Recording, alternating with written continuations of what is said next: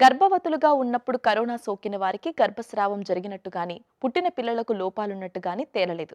అయితే అదే సమయంలో గర్భిణీలకు సహజంగానే రోగనిరోధక శక్తి తగ్గుతుంది కనుక గర్భవతులకు కోవిడ్-19 సోకే ప్రమాదం చాలా ఎక్కువగా ఉంటుంది. అందుకే టీకాలివ్వడం మీద ఉన్న అపోహలు కూడా తొలగిపోయి తల్లి బిడ్డలకు టీకా మేలు చేస్తుందని నిర్ధారించారు. ఆ వివరాలు తెలుసుకుందాం.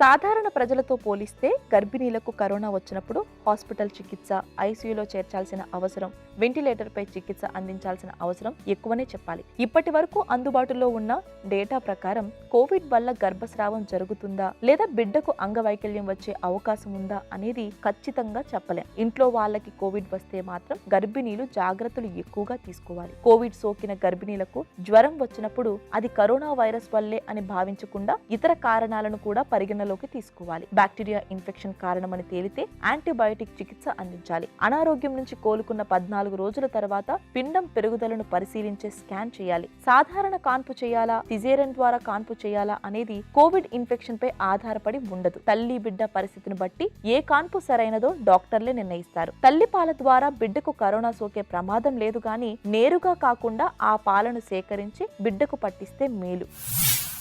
ప్రెగ్నెన్సీలో వ్యాక్సినేషన్ అనేది చాలా ఇంపార్టెంట్. ప్రెగ్నెంట్ ఉమెన్ వ్యాక్సిన్ అనేది మనము ఈ టెటనస్ ఇన్ఫెక్షన్కిను, అది కోరింత దగ్గు అంటాము, అది వూపింగ్ కాఫ్ అండ్ పర్టిసిస్, ఇవన్నిటికీ ఈ వ్యాక్సినేషన్ అనేది కంపల్సరీగా ఇవ్వాలని చెప్తూ ఉంటాము. అండ్ త్రూ అవుట్ ఇండియా కూడా మనకు టెటనస్ ఇన్ఫెక్షన్కి తప్పకుండా 2 డోసెస్ ఇస్తారు ప్రెగ్నెన్సీలో. ఈ వ్యాక్సిన్ ఇవ్వటం వల్ల బిడ్డకి తల్లికి ఇద్దరికి చాలా బెనిఫిట్ అవుతుంది. అండ్ ప్రెగ్నెన్సీ టైంలో మనకు వచ్చే టెటనస్ ఇన్ఫెక్షన్ ఏదైతే ఉంటుందో ఒక్కొక్కసారి మెటర్నల్ డెత్ క్రియేట్ చేస్తుంది. కాబట్టి ఆ ఇన్ఫెక్షన్ రాకుండా ఉండటానికి వ్యాక్సిన్ తప్పకుండా అందరికీ ఇస్తారు. ఒక ఫస్ట్ డోసు ఉట్టిగా టీటీ ఒక్కటే ఇస్తూ ఉంటే ఫస్ట్ డోసు 5th మంత్లో ఇవ్వటం, తర్వాత 1 మంత్ తర్వాత సెకండ్ డోస్ ఇస్తారు. ఒకవేళ టీడాప్ అనే వ్యాక్సిన్ ఏదైతే మనకి టెటనస్, డిఫ్తీరియా అండ్ పర్టిసిస్ ఈ 3 డిసీజెస్కి సంబంధించిన వ్యాక్సిన్ ఇస్తారో ఈ వ్యాక్సిన్ సింగిల్ డోస్గా 28 వీక్స్ తర్వాత అంటే 7 నెలలు నిండుతూ ఉన్నప్పుడు ఈ వ్యాక్సిన్ ఇవ్వటం వల్ల బిడ్డకు కూడా బెనిఫిట్ ఉంటుంది. అండ్ తల్లికి కూడా వ్యాక్సినేషన్ వల్ల యాంటీబాడీస్ వల్ల బెటర్గా ఇన్ఫెక్షన్ రాకుండా ఉండడానికి అవకాశం ఉంటుంది. అండ్ రెండవ వ్యాక్సిన్ మనకి ఇన్ఫ్లుయెన్జా అంటాము, అంటే స్వైన్ ఫ్లూ రిలేటెడ్. అండ్ అది ప్రతి ఇయర్ దాని స్ట్రెయిన్ని బట్టి ఆ వ్యాక్సిన్ డెవలప్ చేయడం జరుగుతూ ఉంటుంది. ఆ వ్యాక్సిన్ అనేది మనము అది 28 వీక్స్ తర్వాత ఆఫర్ చేస్తూ ఉంటాము. బట్ ఒకవేళ ఇన్ఫెక్షన్స్ ఎక్కువగా ఉన్నప్పుడు సొసైటీలో అది ఎర్లీగా కూడా 2nd ట్రైమెస్టర్ 3rd ట్రైమెస్టర్లో కూడా ఇవ్వడానికి వీలవుతుంది. కోవిడ్ టైంలో ఎలా అయితే ఎక్కువగా ఇన్ఫెక్షన్ ఒక నెలలో చాలామందికి వచ్చిందో అలాంటి టైంలో ఏమవుతుందంటే ఇలాంటి ఇన్ఫ్లుయెన్జా వ్యాక్సిన్స్ కూడా మనము 1st ట్రైమెస్టర్ అంటే ఫస్ట్ 3 నెలల్లో కూడా మనము ఇవ్వచ్చు. ఏ వ్యాక్సిన్ అయినా సరే ఒకవేళ వ్యాక్సిన్ ఇచ్చినాక మనకి యాంటీబాడీస్ డెవలప్ అవ్వడానికి 3 to 4 వీక్స్ పట్టచ్చు. సో ఈ టైంలో 28 వీక్స్కి మేము వ్యాక్సిన్ ఇచ్చినప్పుడు ఈ యాంటీబాడీస్ బిడ్డకి తల్లికి ఇద్దరికి హెల్ప్ అవ్వడానికి చాలా అవకాశం ఉంటుంది. గర్భిణీలు టీకాలు తీసుకుంటే శిశు మరణాలు చాలా వరకు ఆపవచ్చు. అందుకే పిల్లల ఆరోగ్యం తల్లి చేతుల్లోనే ఉందంటారు. అన్ని రకాల టీకాలు ఒక ఎత్తు అయితే కోవిడ్ టీకా సంగతి ఇంకో ఎత్తు. గర్భిణీలు వేసుకోవచ్చా లేదా అనే ప్రశ్నలు ఒకవైపు, తల్లికి రక్షణ కోసం వేసుకుంటే శిశువు మీద ఎలాంటి ప్రభావం చూపుతుందోనన్న భయాలు ఇంకోవైపు కొంతకాలం అయోమయంలో పడేశాయి. 2 ప్రాణాలు ఇమిడి ఉండటం, ఇద్దరి వయసు భిన్నంగా ఉండటం, గర్భస్థ శిశువు మీద ఎలాంటి ప్రభావం ఉంటుందో తెలియకపోవడం వలన సహజంగానే అనుమానాలు తలెత్తుతున్నాయి. అయితే టీకాల వల్ల మేలు జరుగుతుందని డాక్టర్లు నిర్ధారించారు. హార్మోన్ల తయారీ మొదలు వ్యాధుల రక్షణ వ్యవస్థలు ఏర్పడటానికి ఆధారమైన మాయకు టీకాల వల్ల ఎలాంటి నష్టమూ లేదని నిర్ధారించారు. టీకా వేసుకున్న తర్వాత కూడా మాయ యథావిధిగా తన పని తాను చేస్తుందని పరిశోధనల్లో తేలింది. అందువలన గర్భస్థ శిశువుకు కరోనా సంక్రమించకుండా ఉండేందుకు ప్రస్తుతం ఉన్న ఏకైక మార్గం తల్లికి టీకా వేయడమేనని, ఆమె ద్వారా యాంటీబాడీలు శిశువుకు కూడా చేరుతాయని వైద్య నిపుణులు ఒక అభిప్రాయానికి వచ్చారు. కోవిడ్ టీకా అనేది ఇప్పుడు ఇది అంతా కొత్తగా వచ్చిన వ్యాక్సిన్ కాబట్టి మనకి స్టడీస్ అన్నీ కూడాను mRNA వ్యాక్సిన్ మీద జరిగాయి ప్రెగ్నెంట్ ఉమెన్లో. సో ఆ ప్రెగ్నెంట్ ఉమెన్లో ఈ mRNA వ్యాక్సిన్ ఇవ్వడం జరిగింది US, UKలో.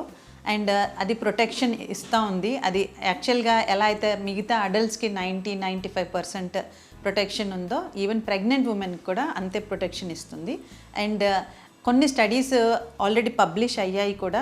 Pregnant ఉమెన్లో Covid mRNA vaccine తీసుకున్న వాళ్ళకి ఆ బిడ్డలో మనము బ్లడ్ టెస్ట్ చేసినప్పుడు బిడ్డలో యాంటీబాడీస్ చూడడం జరిగింది. సో ఇది చూసినప్పుడు ఏంటి అంటే మనం ఇండైరెక్ట్గా బిడ్డకు కూడా ప్రొటెక్షన్ ఉంటుంది అనేది మనకి తెలుస్తూ ఉంటుంది. సో ఈ ఎంఆర్ఎన్ఏ వ్యాక్సిన్ మాత్రం ఆల్రెడీ స్టడీస్ అయ్యాయి అండ్ అవి పబ్లికేషన్ కూడా అయిపోయింది. అది సేఫ్ ప్రెగ్నెన్సీలో అనేది నిర్ణయించిందనమాట. ఇప్పుడు మన ఇండియాలో ఫాక్సీ సొసైటీ అంటే మా ఆబ్స్టెట్రిక్ సొసైటీ ఆఫ్ ఇండియా వాళ్ళు కూడా any type of vaccine, Covaxin కానివ్వండి, కోవిషీల్డ్ కానివ్వండి, మనకు అవైలబుల్ ఉండే వ్యాక్సిన్ ఇవ్వచ్చు అని చెప్పడం జరిగింది. ఇది April 28 రిలీజ్ అయిన స్టేట్మెంట్. ప్రెగ్నెంట్ ఉమెన్కి కూడా కోవిడ్ వ్యాక్సిన్ ఇవ్వటం వల్ల బెనిఫిటే ఉంటుంది. కోవిడ్ టీకా వలన గర్భిణికి మేలు జరగడంతో పాటు పుట్టబోయే బిడ్డకు సైతం కరోనా యాంటీబాడీలు ఉంటాయని తాజాగా నిరూపితమైంది. ఒక గర్భిణి టీకా తీసుకున్న 3 వారాల తర్వాత కాన్పు జరగగా ఆ శిశువుకు నిర్వహించిన వైద్య పరీక్షల్లో కోవిడ్ యాంటీబాడీస్ ఉన్నట్టు తేలింది. శిశువు శరీరంలో యాంటీబాడీలు కొన్నేళ్ల వరకు ఉంటాయని వైద్య నిపుణులు చెబుతున్నారు. మావి ద్వారా తల్లి నుంచి బిడ్డకు యాంటీబాడీలు ఇన్ఫ్లుయెంజా సహా ఇతర వ్యాక్సిన్లలో జరుగుతుంది కాబట్టి COVID-19 టీకా తల్లికి వేసిన తరువాత అదే నవజాత శిశువు రక్షణకు దారితీస్తుందని డాక్టర్లు నిర్ధారించారు. దీంతో ప్రపంచవ్యాప్తంగా తీసుకున్న నిర్ణయానికి అనుగుణంగా గర్భిణీ స్త్రీలకు టీకా వేయాలని national technical advisory group on immunization NTAGI సిఫార్సు చేసింది. దీంతో టీకా కార్యక్రమంలో గర్భిణీలను చేర్చారు. అందుకే ప్రభుత్వం ఇప్పుడు గర్భిణీల టీకాల మీద ప్రత్యేక దృష్టి పెట్టి అవగాహన కార్యక్రమాలు నిర్వహిస్తుంది. ఆరోగ్య కార్యకర్తలు ఇంటింటికి వెళ్లి మరీ అవగాహన పెంచుతున్నారు. కొన్ని రాష్ట్రాలలో గర్భిణీలకు కోవిడ్ టీకాలు ఇవ్వడానికి ప్రత్యేక శిబిరాలు కూడా ఏర్పాటు చేశారు. ఇవి ఏవైనా ప్రతిదీ మనము ఇన్యాక్టివేటెడ్ వ్యాక్సిన్స్ అనేది ప్రెగ్నెంట్ ఉమెన్లో ఇచ్చినప్పుడు ఏమవుతుందంటే యాంటీబాడీస్ డెవలప్ అవుతాయి. ఆ యాంటీబాడీస్ ప్లాసెంటా అంటే మాయ నుండి బిడ్డకి వెళ్ళి బిడ్డకు కూడా ప్రొటెక్షన్ ఇస్తూ ఉంటుంది. సో ఈ కోవిడ్ వ్యాక్సిన్స్ కూడా ఆల్రెడీ మనం స్టడీస్ చూసాం కూడా. mRNA వ్యాక్సిన్స్ ద్వారా యాంటీబాడీస్ వచ్చి తల్లి నుండి ఫస్ట్ తల్లిలో డెవలప్ అవుతుంది. ఆ యాంటీబాడీస్ తర్వాత బిడ్డలోకి వెళ్తూ ఉంటాయి. డెలివరీ పార్టీకి బిడ్డలో యాంటీబాడీస్ ఉండడం చూసాం కాబట్టి అది ప్రొటెక్షన్ ఉంటుంది. డెఫినెట్లీ mRNA వ్యాక్సిన్స్లో ఇది కనపడింది. సో మేము ఇది కోవిషీల్డ్, కోవాక్సిన్ కూడా ఇవి మనకి నెంబర్స్ పెరిగినప్పుడు మనం స్టడీస్ చూసినప్పుడు మనకు ఫ్యూచర్లో తెలియటానికి అవకాశం ఉంది. అన్ని టీకాల లాగానే కోవిడ్ టీకా వలన గర్భిణీకి పుట్టబోయే బిడ్డకు ఆరోగ్య రక్షణ ఏర్పడుతుంది. గర్భిణీలు కోవిడ్ టీకా వేసుకుంటే ఏమవుతుందో అని ప్రపంచమంతటా జరిగిన పరీక్షలు ఆశాజనకమైన ఫలితాలనిచ్చాయి. తల్లి నుంచి యాంటీబాడీలు బిడ్డకు సంక్రమించి బిడ్డకు రక్షణ కల్పిస్తాయని తేలింది. దీంతో భారత్ సహా అనేక దేశాలు గర్భిణీల కోవిడ్ టీకాకు పచ్చజెండా చూపాయి.